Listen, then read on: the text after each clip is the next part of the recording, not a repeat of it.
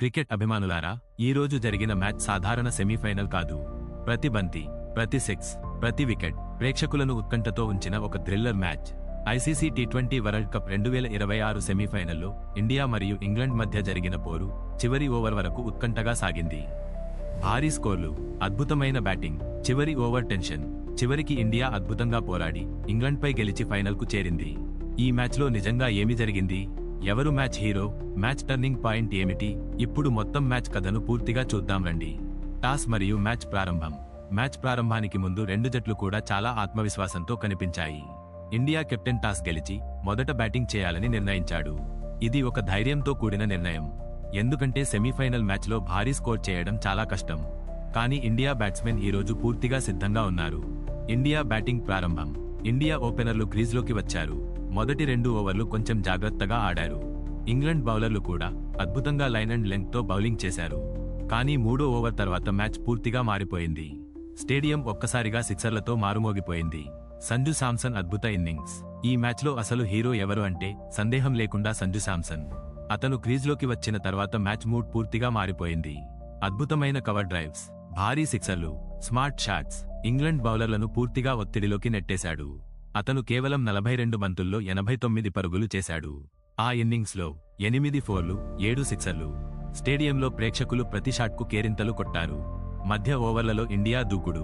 సంజు శాంసన్ తర్వాత కూడా India batting దూకుడు ఆగలేదు.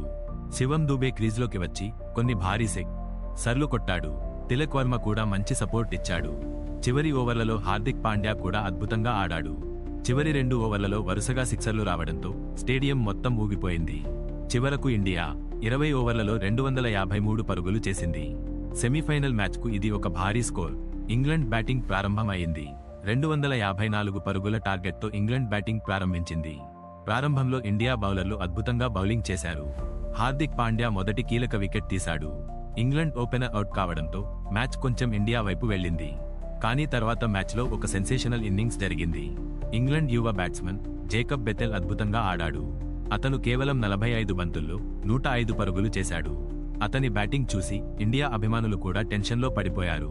సిక్సర్లు వరుసగా రావడంతో ఇంగ్లాండ్ ఒక్కసారిగా మ్యాచ్లోకి తిరిగి వచ్చింది. అప్పుడే మ్యాచ్ టర్నింగ్ పాయింట్. ఈ మ్యాచ్లో ఒక ముఖ్యమైన సంఘటన జరిగింది. సంజు శాంసన్ 15 పరుగుల దగ్గర ఉండగా హ్యారీ బ్రూక్ ఒక సులభమైన క్యాచ్ మిస్ చేశాడు. ఆ క్యాచ్ పట్టి ఉంటే సంజు శాంసన్ అంత పెద్ద ఇన్నింగ్స్ ఆడేవాడు కాదు. అదే మ్యాచ్ టర్నింగ్ పాయింట్ అయింది. చివరి ఓవర్ల టెన్షన్. మ్యాచ్ చివరి 3 ఓవర్లకు చేరేసరికి ఇంగ్లాండ్కు ఇంకా చాలా పరుగులు కావాలి. కానీ జేకబ్ బెథెల్ ఇంకా క్రీజ్లో ఉన్నాడు. ప్రేక్షకులు అందరూ టెన్షన్లో పడిపోయారు. అప్పుడు ఇండియా బౌలర్లు అద్భుతంగా బౌలింగ్ చేశారు. బుమ్రా మరియు హార్దిక్ పాండ్యా చివరి ఓవర్లలో అద్భుతంగా బౌలింగ్ చేశారు. చివరి ఓవర్లో ఇంగ్లాండ్కు ఇంకా 20 కంటే ఎక్కువ పరుగులు కావాలి. జోఫ్రా ఆర్చర్ ఒక 6 కొట్టాడు. స్టేడియంలో టెన్షన్ మరింత పెరిగింది. కానీ చివరి 2 బంతుల్లో ఇండియా బౌలర్ అద్భుతంగా బౌలింగ్ చేశాడు. చివరికి ఇంగ్లాండ్ లక్ష్యాన్ని చేరుకోలేకపోయింది. ఇండియా ఘన విజయం. చివరకు ఇంగ్లాండ్ 246 పరుగులు మాత్రమే చేసింది. ఇండియా 7 పరుగుల తేడాతో విజయం సాధించింది. స్టేడియం మొత్తం ఇండియా అభిమానులతో సంబరాల్లో మునిగిపోయింది. Player of the match. ఈ మ్యాచ్లో Sanju Samson player of the మ్యాచ్గా నిలిచాడు. అతని 89 పరుగుల ఇన్నింగ్స్ ఇండియాకు ఈ విజయంలో కీలకమైంది. ఇప్పుడు ఫైనల్. ఈ గెలుపుతో ఇండియా ఇప్పుడు ఫైనల్కు చేరింది.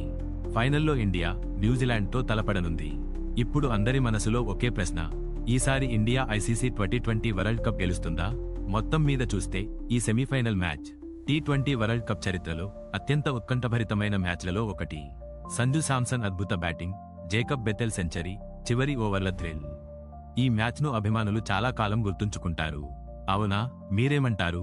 ఇలాంటి అనేక ఇంట్రెస్టింగ్ టాపిక్స్ కోసం మా ఛానల్ని వెంటనే లైక్, షేర్ మరియు సబ్స్క్రైబ్ చేయండి.